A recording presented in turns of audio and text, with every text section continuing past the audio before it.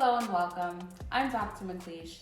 Thank you for joining us as we talk about harm reduction.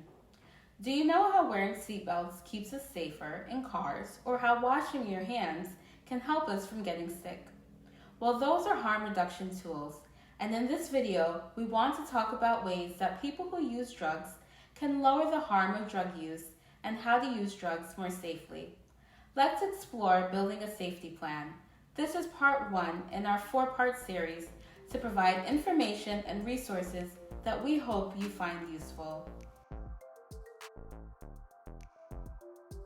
What are some of the basic facts?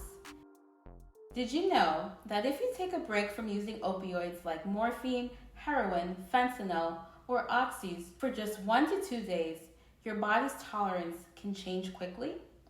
Using the same amount that you're normally used to after a break puts you at a higher risk of an overdose.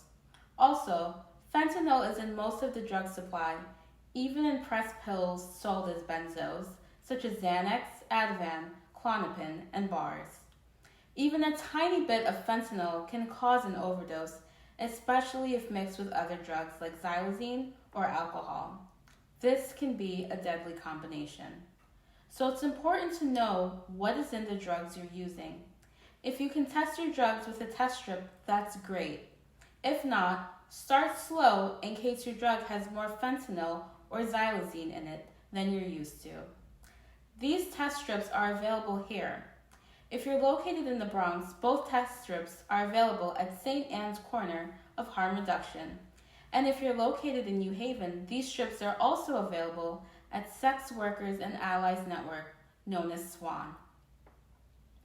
The card that our team member will provide you at the end of this video will have some additional places and addresses for you to keep. How can we be safe with others and protect one another? If possible, try to never use alone. Find a buddy that you feel safe with, who's able to provide assistance if needed, and carry naloxone, which you can often get at a local harm reduction agency, such as this one, and it can reverse an opioid overdose. If you have to use alone, put your naloxone next to you before you do your hit, so that way someone else can give it to you. You can't use naloxone on yourself. If you are using in a group, take turns or try to stagger each shot so someone is always alert and able to use naloxone if someone overdoses. What can you do if you're using but no one else is around? You might have a friend you can tell that you're using and have them check in on you in a few minutes to make sure you're okay, or you can call the 1-800-NEVER-USE-ALONE hotline, 1-800-972-0590. Someone trained in harm reduction will sit on the phone with you and activate emergency medical services if you don't respond after an agreed upon time. Lastly, the 911 Good Samaritan law protects people against being charged for drug possession if they call 911 or if someone calls for the victim, even if you're using drugs. However, in New York State and Connecticut, you're not protected if you're on probation or parole or if there's a warrant. What can you do when you're about to use? Pay attention to changes in your drug such as color, taste, the way it cooks up or dissolves, especially if you get drugs from a different dealer or source.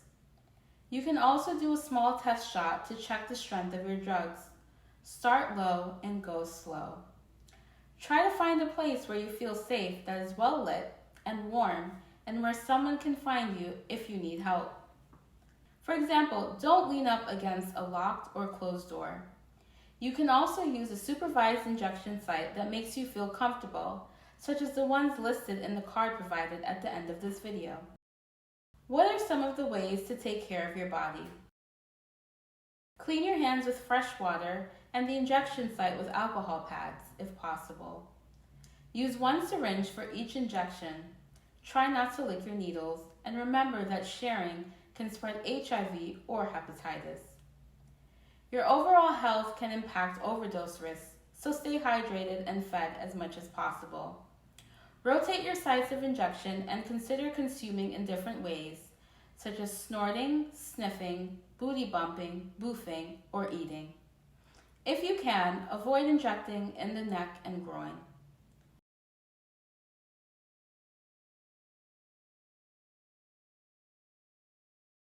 What to do if you notice unusual wounds and dark mucus. It is important to watch out for and see a doctor if you notice unusual wounds that could be caused by xylazine, an animal and veterinarian tranquilizer, which can be mixed in the drug supply. Xylazine can cause long-lasting skin wounds. Getting early treatment for these wounds can save you from losing a limb.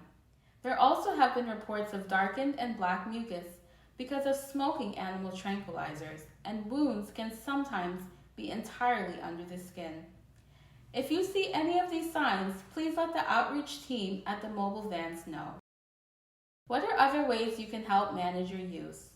Avoid mixing drugs if possible, but if you do so, remember to use less of each one.